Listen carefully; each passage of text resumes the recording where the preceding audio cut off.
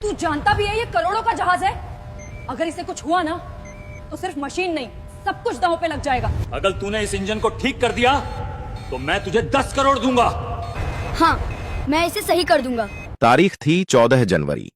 हिंद महासागर के बीचों बीच एक विशाल कंटेनर जहाज समृद्ध भारी लहरों के बीच धीमे धीमे डोल रहा था। आसमान पर बादल इतने नीचे झुक आए थे जैसे समुद्र से कोई राज सुनना चाहते हों। हवा में नमी थी और नमक की गंध हर सांस के साथ अंदर उतर रही थी। अचानक दोपहर 3:17 पर जहाज में एक झटका लगा। पहले हल्की कंपन रुकी, फिर मशीनों की गूंज कम हुई और कुछ ही सेकंड में वह आवाज जो हर जहाज की धड़कन होती है पूरी तरह थम गई। इंजन बंद हो चुका था। ब्रिज पर खड़े कप्तान अर्जुन मल्होत्रा ने तुरंत कंट्रोल पैनल की तरफ देखा। लाल लाइटें जल उठी थीं। अलार्म की बीप पूरे जहाज में गूंज रही थी। नीचे इंजन रूम में अफरा तफरी मच गई। मेन इंजन फेल, वायरलेस पर आवाज आई। जहाज पर सैकड़ों कंटेनर लदे थे। उनमें दवाइयां, मशीनरी और खाद्यान्न सामग्री थी जो समय पर बंदरगाह नहीं पहुंची तो करोड़ों का नुकसान हो सकता था। लेकिन पैसे से भी बड़ी चिंता थी। वे समुद्र के बीचों बीच थे। इंजन रूम में पसीने से तर इंजीनियर मशीन के अलग अलग हिस्से खोलकर देख रहे थे। भारी भरकम पिस्टन, मोटी पाइपलाइन, वॉल्व और गियर सब खामोश पड़े थे। मुख्य इंजीनियर श्रीनिवासन ने माथा पोंछते हुए कहा, फ्यूल लाइन ठीक है, टर्बोचार्जर भी सही लग रहा है, लेकिन इंजन स्टार्ट ही नहीं ले रहा। 3 घंटे बीत चुके थे। इसी जहाज के निचले डेक पर एक कोने में 15 साल का एक लड़का चुपचाप बैठा था। उसका नाम था रोहन। वह आधिकारिक तौर पर जहाज पर काम नहीं करता था। उसके चाचा जो कुक थे उसे छुट्टियों में साथ ले आए थे ताकि वह समुद्र देख सके। लेकिन रोहन की दिलचस्पी समुद्र से ज्यादा मशीनों में थी। जब बाकी बच्चे मोबाइल गेम खेलते थे, रोहन पुरानी मोटरबाइक के इंजन खोलकर जोड़ता था। उसने यूट्यूब वीडियो देखकर डीजल इंजनों की बुनियादी समझ खुद से सीखी थी। अचानक उसे जहाज के रुकने की खबर मिली। वह धीरे धीरे इंजन रूम की ओर बढ़ा। वहां गर्म हवा, तेल की गंध और तनाव घुला हुआ था। उसने दरवाजे से झांककर उस विशाल इंजन को देखा। इतनी बड़ी मशीन उसने कभी पास से नहीं देखी थी। मुख्य इंजीनियर झुंझलाकर बोले, कोई बाहर जाए, यहां भीड़ मत लगाओ। रोहन एक कदम पीछे हटा, लेकिन उसकी नजरें इंजन पर टिकी रहीं। उसने गौर किया। अलार्म की लाइट लुब्रिकेशन प्रेशर के पास टिमटिमा रही थी। वह कुछ समझने की कोशिश कर ही रहा था कि अचानक जहाज हल्का सा डगमगाया। बाहर लहरें तेज हो चुकी थीं। कप्तान की आवाज गूंजी, अगर 6 घंटे में इंजन चालू नहीं हुआ तो हमें इमरजेंसी सिग्नल भेजना पड़ेगा। रोहन का दिल तेज धड़कने लगा। वह जानता था इतनी बड़ी मशीन में समस्या बड़ी भी हो सकती है और बहुत छोटी भी। लेकिन क्या कोई 15 साल का लड़का इतनी बड़ी जिम्मेदारी के बारे में सोच भी सकता है? उसने एक गहरी सांस ली और मन ही मन तय किया, अगर मौका मिला तो वह कोशिश जरूर करेगा। इंजन रूम में अब बेचैनी साफ दिखाई दे रही थी।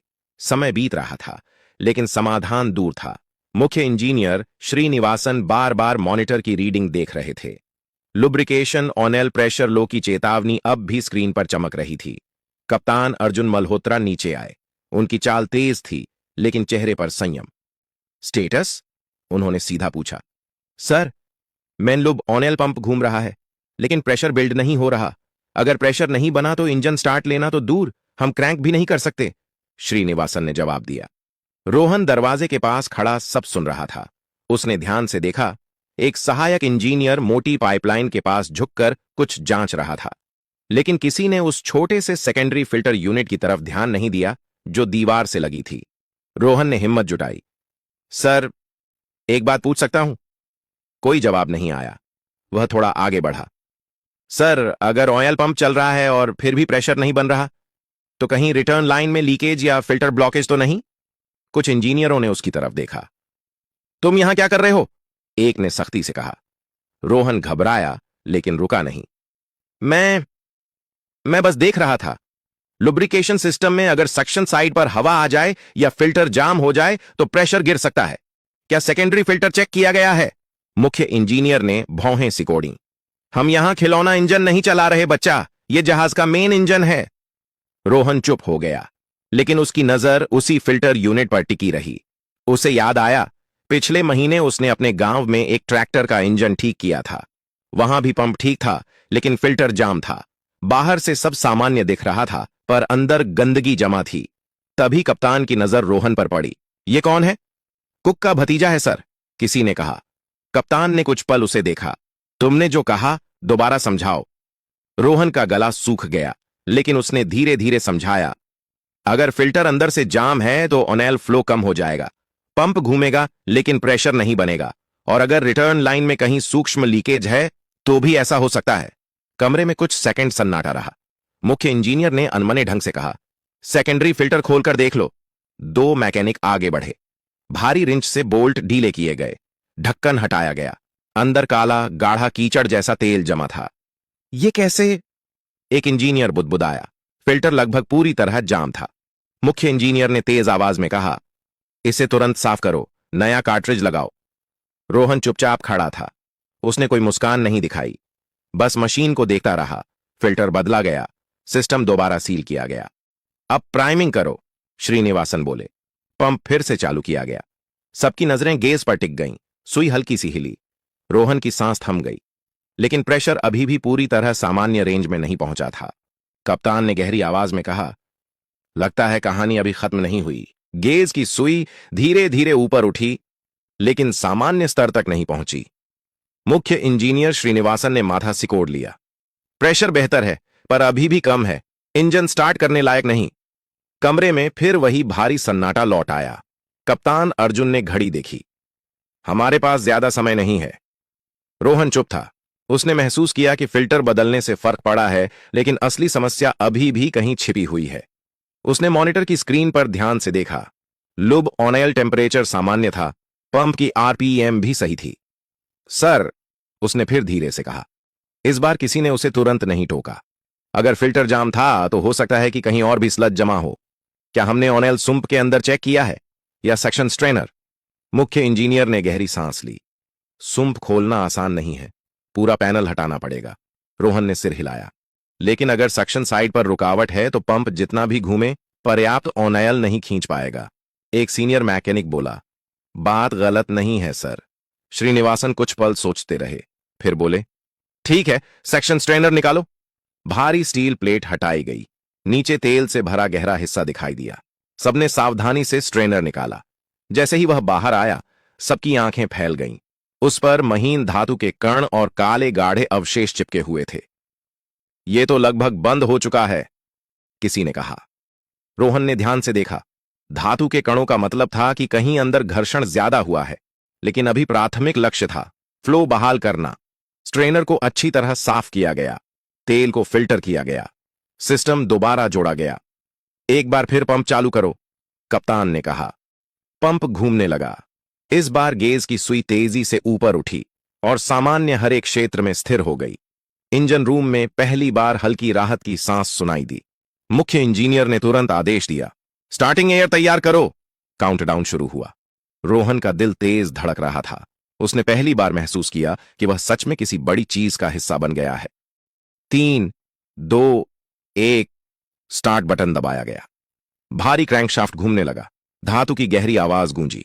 1 सेकंड, 2 सेकंड, फिर अचानक इंजन ने हल्की दहाड़ भरी। लेकिन अगले ही पल फिर से शटडाउन। अलार्म दोबारा बज उठा। ओवरहीट वार्निंग, एक इंजीनियर चिल्लाया। सभी के चेहरे फिर उतर गए। प्रेशर ठीक था, फिर भी इंजन क्यों रुक गया? रोहन ने स्क्रीन की ओर देखा। उसकी नजर एक छोटे से रीडिंग पर अटक गई। Coolant flow unstable. उसने धीरे से खुद से कहा, अब असली समस्या यहां है। कप्तान ने उसकी तरफ देखा। क्या सोच रहे हो रोहन? लड़के ने गहरी सांस ली। सर, लगता है इंजन सांस तो ले रहा है, लेकिन उसे ठंडा होने का रास्ता नहीं मिल रहा। इंजन के दोबारा बंद होते ही पूरे इंजन रूम में निराशा फैल गई। अभी कुछ मिनट पहले जो उम्मीद जगी थी, वह फिर से टूटती हुई महसूस हो रही थी। मुख्य इंजीनियर श्रीनिवासन ने स्क्रीन की ओर इशारा किया। देखो, कूलेंट टेम्परेचर अचानक बढ़ा, लिए ऑटो शटडाउन कर दिया। कप्तान अर्जुन ने गंभीर आवाज में पूछा, कूलिंग सिस्टम की पूरी जांच हुई थी? जी सर, सी वाटर पंप चल रहा है, हीट एक्सचेंजर भी पहले ठीक था, एक इंजीनियर ने जवाब दिया। रोहन ध्यान से सुन रहा था। उसने मशीनों को ऐसे देखा जैसे वे बोल रही हों। उसे हमेशा लगता था कि हर इंजन की अपनी भाषा होती है। अगर ध्यान से सुनो तो वह खुद बता देता है कि तकलीफ कहां है। सर, उसने फिर कहा। इस बार आवाज में झिझक कम थी। अगर कूलेंट फ्लो अनस्टेबल है तो क्या सी वाटर इनलेट लाइन में कोई रुकावट हो सकती है या इंपेलर में कुछ फंसा हो? एक मैकेनिक बोला। समुद्र में कचरा बहुत होता है, प्लास्टिक, शैवाल। श्रीनिवासन ने तुरंत आदेश दिया, सी वाटर स्ट्रेनर चेक करो। जहाज के निचले हिस्से में, जहां समुद्री पानी इंजन को ठंडा करने के लिए अंदर आता था, वहां मोटी पाइपलाइन और फिल्टर सिस्टम लगा था। भारी बोल्ट खोले गए, ढक्कन हटाया गया। जैसे ही स्ट्रेनर बाहर निकाला गया, सब समझ गए। उसमें प्लास्टिक के टुकड़े, समुद्री घास और जेलीफिश जैसा चिपचिपा पदार्थ फंसा हुआ था। पानी का रास्ता लगभग आधा बंद हो चुका था। यही वजह है, रोहन ने धीमे से कहा। स्ट्रेनर को अच्छी तरह साफ किया गया, पाइपलाइन फ्लश की गई, इंपेलर भी घुमाकर देखा गया, वह सही था। सब कुछ फिर से जोड़ा गया। इस बार पूरे इंजन रूम में अलग तरह की शांति थी। कोई मजाक नहीं, कोई शक नहीं। सबकी नजरें अब रोहन पर थीं। कप्तान उसके पास आए। तुम्हें कैसे समझ आया? रोहन ने सादगी से जवाब दिया, सर, जब इंजन स्टार्ट हुआ तो आवाज भारी थी लेकिन साफ थी। अगर अंदर मैकेनिकल खराबी होती तो आवाज अलग होती। मुझे लगा समस्या सांस या खून के बहाव में है, और इंजन के लिए ऑयल और कूलेंट ही उसका खून है। कप्तान ने हल्का सा सिर हिलाया। ठीक है, एक आखिरी कोशिश। काउंटडाउन फिर शुरू हुआ। इस बार इंजन ने क्रैंक किया, दहाड़ भरी और चालू हो गया। कुछ सेकंड बीते, टेम्परेचर स्थिर, प्रेशर सामान्य, आरपीएम धीरे धीरे बढ़ने लगे। इंजन अब लगातार चल रहा था। पूरा इंजन रूम कंपन से भर गया। यह शोर नहीं था, यह जीवन था। लेकिन तभी मॉनिटर पर एक नई चेतावनी चमकी। Metal particle detection active. मुख्य इंजीनियर का चेहरा गंभीर हो गया। रोहन ने स्क्रीन देखी। इसका मतलब अंदर कहीं घिसाव अभी भी जारी है।